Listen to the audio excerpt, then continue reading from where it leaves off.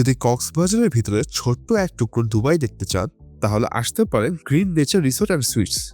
খুব পশ একটা ভাইব, সাগরের একেবারে সাথে খুবই সুন্দর একটা সুইমিং পুল আছে, লাইভ কর্নার, কমপ্লিমেন্টারি ব্রেকফাস্ট, দেখতে পারেন আগুনের খেলা।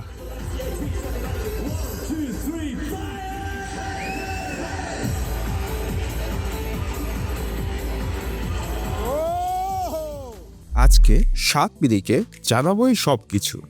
চলুন শুরু করা যাক।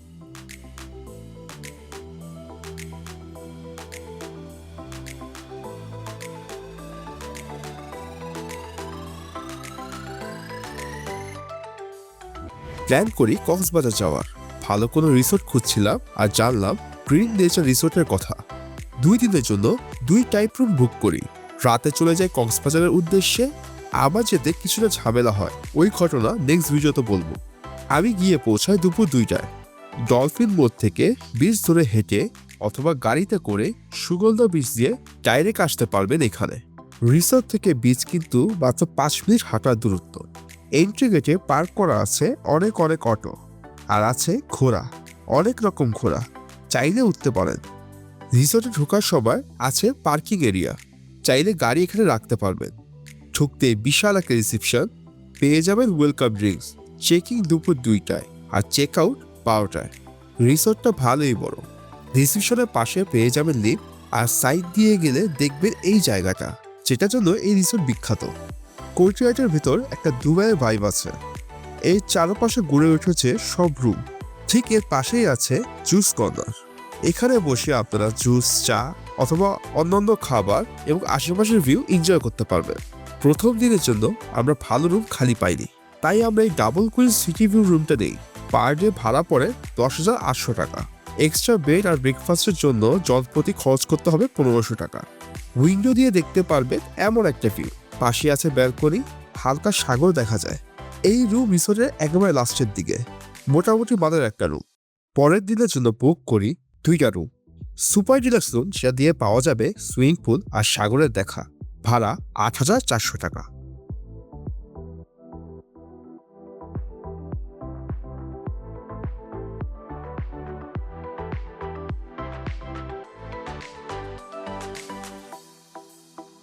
আর একটা super deluxe water body room, যেখানে বসে কোর্টইয়ার্ডটা এনজয় করতে পারবেন।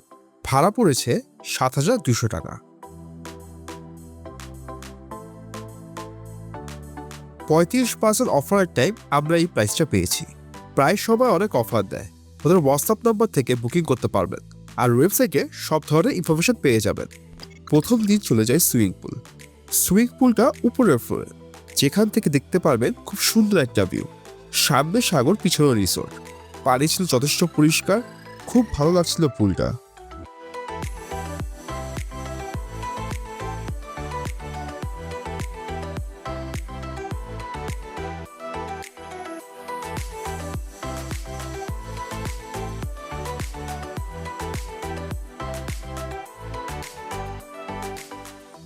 পানিতে হয়তো কোরিনের মাত্রা খুব বেশি ছিল, যার কারণে চোখ জ্বলছিল। পুলের এক পাশে আপনারা পেয়ে যাবেন লকার, আর দেওয়া হবে টাওয়াল। আছে সুন্দর কিছু বসার জায়গা। চেঞ্জিং রুমটা নিচে, এখানে আপনারা জুস অথবা অন্যান্য ফুড অর্ডার করতে পারবেন। ও হ্যাঁ, রিসোর্টের ফুডগুলো মোটামুটি এক্সপেন্সিভ মনে হয়েছে। ব্রেকফাস্টের টাইম সকাল 8টা থেকে 11টার ভিতর। ডাইনার এরিয়াটা ভালোই বড়। কোর্টইয়ার্ড ধরে আসার সময় দেখতে পারবেন এই ছোট্ট বন্ধুগুলোকে, এরা সব সময় এখানেই থাকে। অনেক রকম খাবার পেয়ে যাবেন এখানে। আয়োজন বিশাল। ইংলিশ ব্রেকফাস্ট, বাংলা নাস্তা, জুস, স্যুপ, ফ্রুটস, সালাদ অথবা চাইনিজ আইটেম, কি নেই এখানে। আছে হরেক রকম ডেজার্ট। পেয়ে যাবেন লাইভ এগ কর্নার, যেখানে নিজের ইচ্ছা মতো ডিম বানিয়ে নিতে পারবেন। আছে চা কর্নার, নিজেদের মতো করে কফি, চা অথবা গ্রিন টি বানিয়ে খেতে পারবেন। খাবারের মেনু ডেইলি চেঞ্জ হয়। ব্রেকফাস্ট করার সময় কোর্টইয়ার্ডটা এনজয় করতে পারবেন। চাইলে চা দিয়ে এখানে বসে খেতে পারবেন। খাবার অ্যাভারেজ।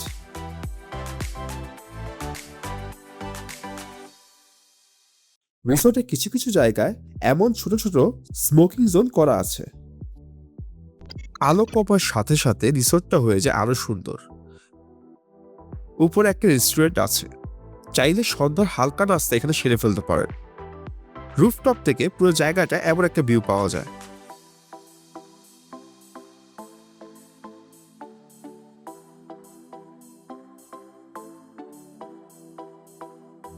মজার বিষয় হচ্ছে আপনারা যদি ফ্রাইডে এখানে থাকেন তাহলে দেখতে পারবেন ফায়ার ড্যান্স।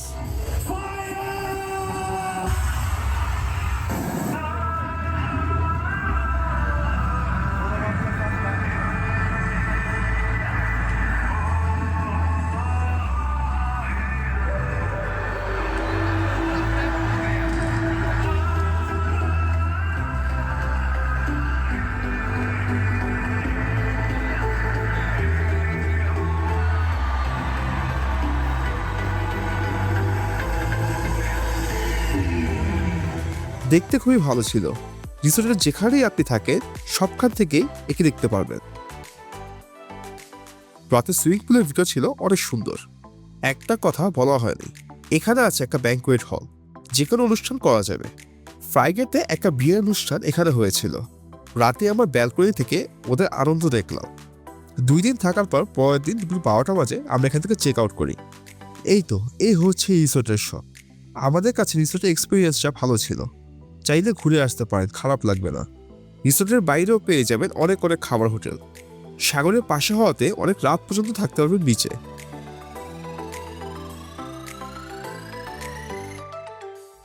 একটা কমপ্লেন আছে, আর সেটা হলো অনেক মশা এই রিসোর্টে। রাত 10টার পর ব্যালকনিতে বসা খুবই কষ্ট হচ্ছিল। নেক্সট ভিডিওতে কক্সবাজারের ট্যুরের বাকি গল্পগুলো বলবো, কেন আমার আসতে দুপুর 2টা বেজেছিল আর কই ঘুরেছি। ভিডিও ভালো লাগলে সাবস্ক্রাইব করে পাশে থাকবেন, দেখতে পারেন আমার আগের ভিডিওগুলো। দেখা হবে পরের বার অন্য কোনো জায়গা থেকে। ধন্যবাদ।